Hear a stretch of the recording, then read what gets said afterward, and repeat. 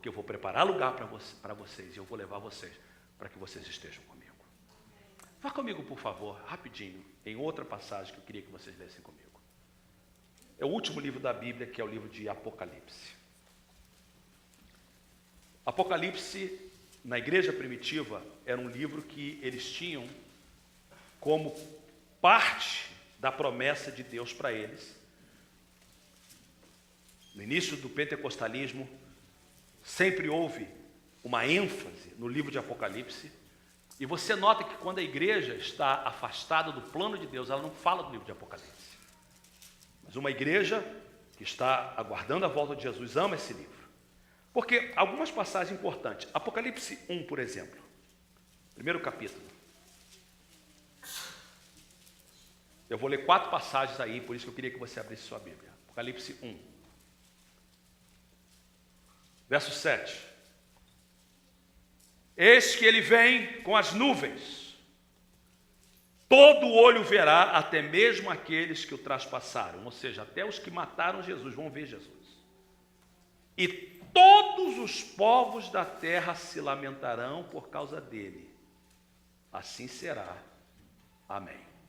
Irmãos, não traz o telefone para a igreja, me atrapalha demais.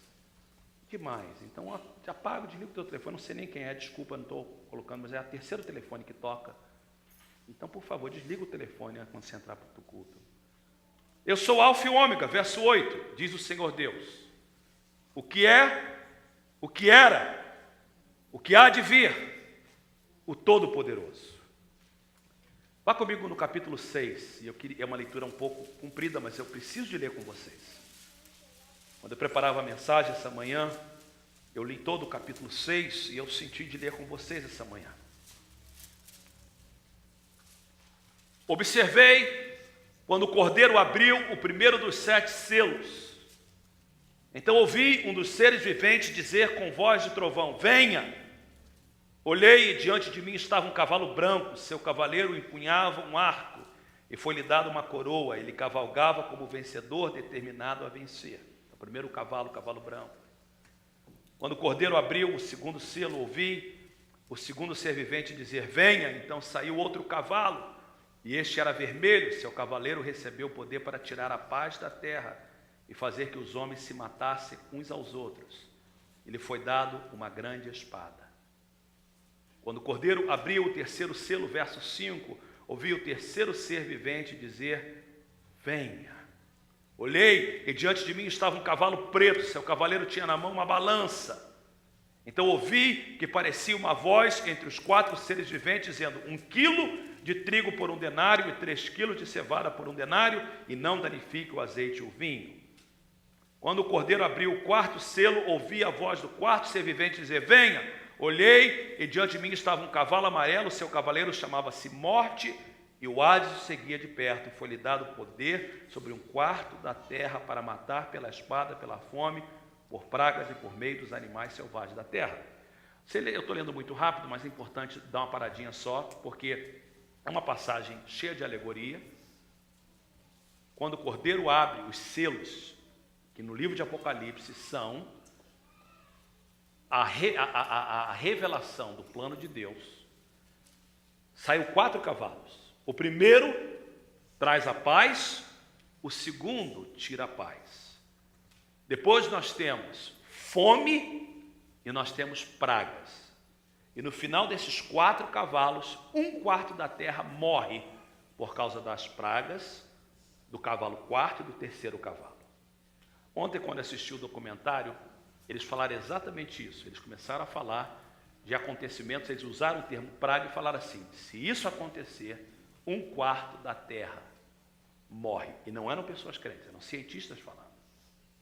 Claramente, a Bíblia está escrita há mais de 2000 anos atrás. Então nós temos aí 4 pragas, 1/4 da terra sendo destruída. Lembra que Jesus fala do fim do mundo. Aí olha o que diz aqui o verso de número 7. Quando o Cordeiro abriu o 4º selo, ouvi a voz do 4º ser vivente que dizia: olhei e diante de mim estava um cavalo amarelo.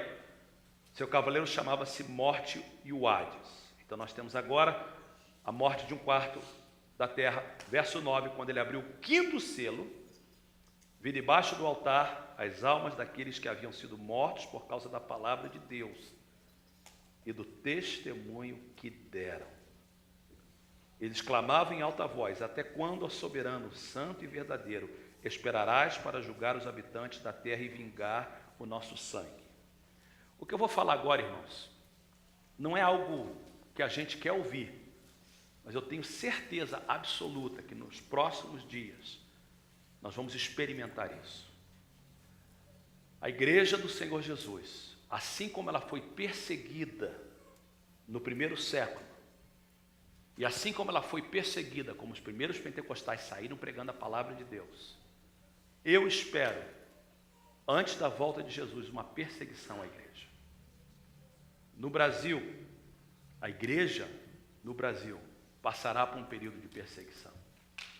E a igreja verdadeira passará por um período de perseguição.